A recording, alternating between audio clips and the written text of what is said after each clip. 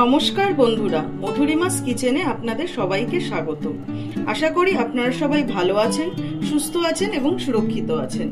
আজ আবার একটি রেসিপি নিয়ে আপনাদের সামনে হাজির হয়েছি। রেসিপিটা হলো মাটন কষা। তার জন্য আমি এখানে প্রথমেই আমি মাটন নিয়ে নিয়েছি। এখানে মোটামুটি 800 থেকে 850 গ্রাম মাটন আছে। এটাকে প্রথমে আমি একটু সেদ্ধ করে নেব। তার জন্য আমি প্রেসার কুকারে মাটনটা প্রথমে দিয়ে দেবো।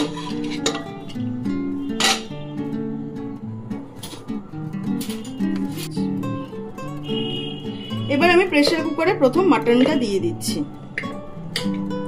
আমি এই মাটনটাকে প্রথমে 1 থেকে 2টো সিটি দিয়ে একটু সেদ্ধ করে নেব। আমি এই প্রসেসেই করি, দেখুন ভালো লাগবে। প্রথমে মাটনটা এই প্রেসার কুকারে দিয়ে দিচ্ছি। এখানে মোটামুটি 850 গ্রাম মতো মাটন আছে। পুরো মাটনটাকে এখানে আমি দিয়ে দিলাম। এবার এর মধ্যে আমি 1 চামচ মতো হলুদ গুঁড়ো দিলাম। তারপরে এখানে আমি 1 চামচ মতো নুন দিলাম। তারপরে এখানে আমি এই অল্প একটু 1/2 চামচ মতো রসুন বাটা দিলাম। এবার হলো আমি এখানে সর্ষের তেল দিচ্ছি। এই মোটামুটি 2 টেবিল স্পুন মতো আমি সর্ষের তেল দেব।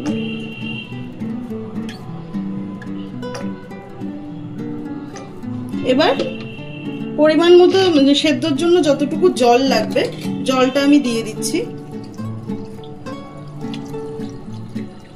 এবার এটাকে আমি 2টো সিটি দিয়ে প্রথমে সেদ্ধ করে নেব। প্রেসারে মাটনটা আমি 2টো সিটি দিয়ে নিয়েছি সিদ্ধ হওয়ার জন্য। এরপরে আমি রান্নার প্রসেসটা শুরু করব। 2টো সিটি দিয়ে রেখেছি। আর এখানে আমি আলু কেটে নিয়েছি। মোটামুটি 5 থেকে 6টা আলু 2টো করে টুকরো করে কেটে নিয়েছি। আলুগুলো এবার আমি ভাজবো তেলে। এবার আলুটাকে ভেজে নেব। তার জন্য আমি আলুটাকে একটু নুন হলুদ মাখিয়ে নেব। এখানে 1/2 টেবিল স্পুন মতো আমি হলুদ দিলাম আর আন্দাজ মতো নুন দিলাম। দিয়ে এবার আলুগুলোর সাথে এটাকে মাখিয়ে আলুগুলো আমি তেলে ভেজে নেব। অনেকে মাটন আলু ছাড়া করে, আলু দিয়ে মাটনের আলুটাই বেশি ভালো লাগে খেতে। যদি যারা আলু খাবেন না তারা আলু ছাড়াও করতে পারেন। এবার আলুগুলোকে এখানে আমি তেল গরম করে নিয়েছি কড়াইয়ে। তেলটা আমার গরমও হয়ে গেছে। এবার আমি আলুগুলোকে এক এক করে ছেড়ে লাল লাল করে ভেজে নেব।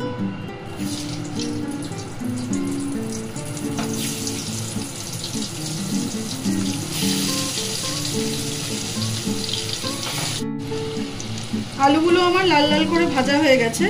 এবার আলুগুলো আমি তুলে রাখবো। একে একে করে সব আলুগুলো আমি তুলবো। এবার এই তেলেই বাকি মাংসের আমি গ্রেভিটা প্রিপেয়ার করব।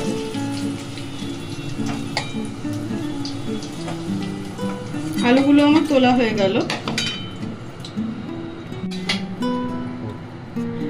তেলটা আমার গরমই আছে। এর মধ্যে আমি একটু গোটা গরম মশলা ফোড়ন দেব। এখানে আমি 2-3টে এলাচ নিয়ে নিয়েছি আর একটু দারচিনি নিয়ে নিয়েছি। এটা আমি ফোড়ন দেব।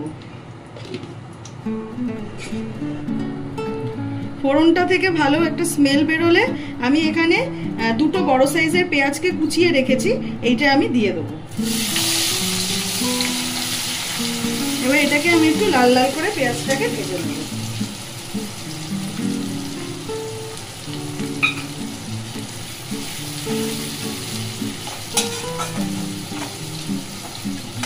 ভালো করে এটাকে লাল লাল করে ভাজতে হবে। পেঁয়াজটা আমার লাল লাল করে ভাজা হয়ে গেছে। এখানে আমি এরপরে এখানে একটা পেঁয়াজকে আমি বেটে রেখেছি, এটা দিয়ে দেবো।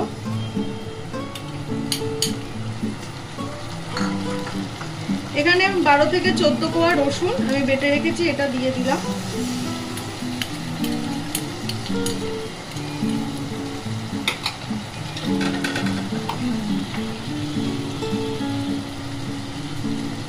আর এখানে আমি 1 চামচ আদা দিয়ে দিলাম। এবার এই মশলাটাকে একটুখানি নেড়ে ছেড়ে নেব।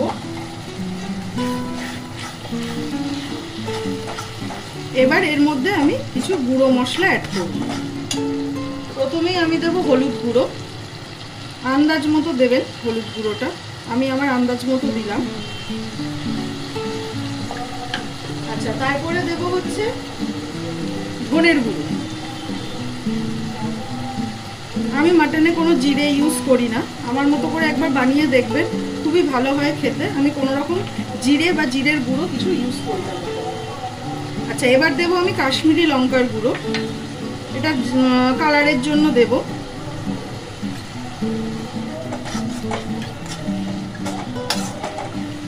আপনারা আন্দাজ মতো একটু দেবেন, যে যেরকম একটু কালার পছন্দ করেন। আর এবার একটু এমনি লঙ্কার গুঁড়ো দেবেন, ঝাল অনুসারে দেবেন, যে যেরকম ঝাল খান। আমি খুব একটা বেশি ইউজ করছি না, যেহেতু আমার বাড়িতে বাচ্চা আছে, বাচ্চা খাবে, আমি অল্পই ঝাল দেব। এবার এটাকে ভালো করে আমি একটু কষিয়ে নেবো যতক্ষণ না তেলটাকে রিলিজ হচ্ছে।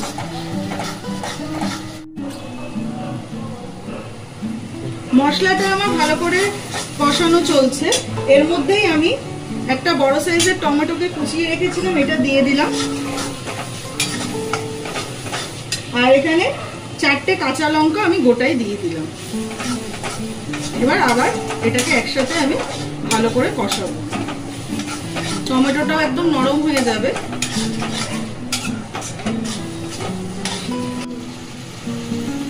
মশলাটা আমার মোটামুটি কষানো হয়ে গেছে। এরপর আমি একটু মশলাটার মধ্যে অল্প একটু চিনি দেব, জাস্ট স্বাদের জন্য। আর এখানে একটু টক দই আমি 1 চামচ অ্যাড করব।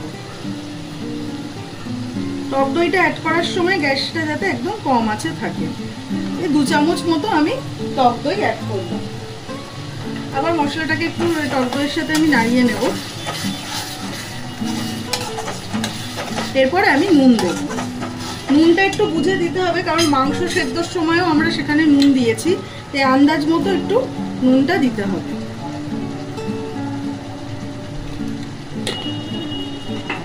এরপরে আমি এই মশলাটার মধ্যে মাংসটা অ্যাড করব।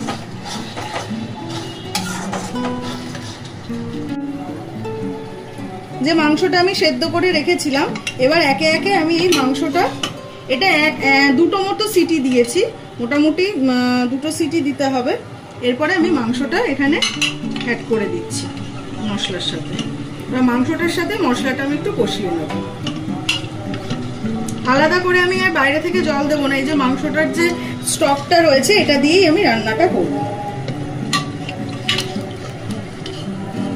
এই কারণে আমি মাংসটা আগে সিদ্ধ করে নিই, যাতে স্টকটা দিয়ে রান্নাটা করা যায়, যাতে মাংসের টেস্ট কিন্তু মাংসের খুব ভালো হয়। মাংসটাকে আমি একে একে করে অ্যাড করে দিচ্ছি।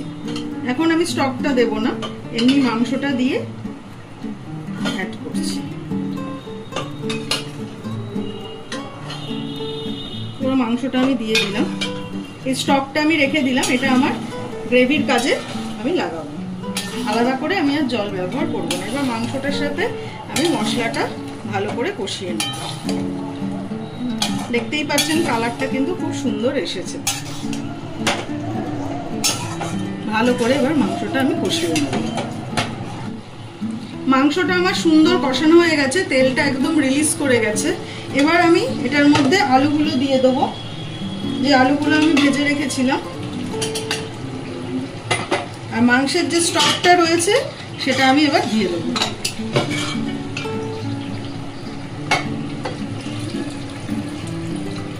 আমি আলাদা করে কিন্তু কোনো জল ইউজ করলাম না। এবার এটাকে একটু মিশিয়ে দেবো।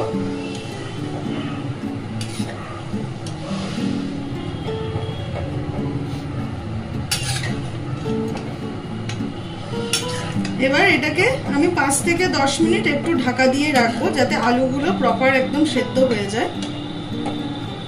ভালো করে মেশানো হয়ে গেল। এবার এটাকে আমি 10 মিনিট মতো সিম আঁচে করে আমি এটাকে ঢেকে রাখবো, আলুগুলো যাতে সেদ্ধ হয়ে যায়। আর লাস্টে গরম মশলা গুঁড়ো দিয়ে আমি নামাবো। 10 মিনিট পর ঢাকনাটা আমি খুলে ফেলেছি। আমার আলুগুলোও সিদ্ধ হয়ে গেছে। এবার আমার মাটনটা একদম রেডি হয়ে গেছে। মোটামুটি আমি এইরকম একটু গ্রেভি রেখেছি, যাতে ঠান্ডা হলে আরেকটু টেনে নেবে গ্রেভিটা। এবার লাস্টে আমি একটু শাহি গরম মশলা গুঁড়ো দেব, দিয়ে আমি এটাকে নামিয়ে নেব। এটা একটু আন্দাজ মতো দেবেন।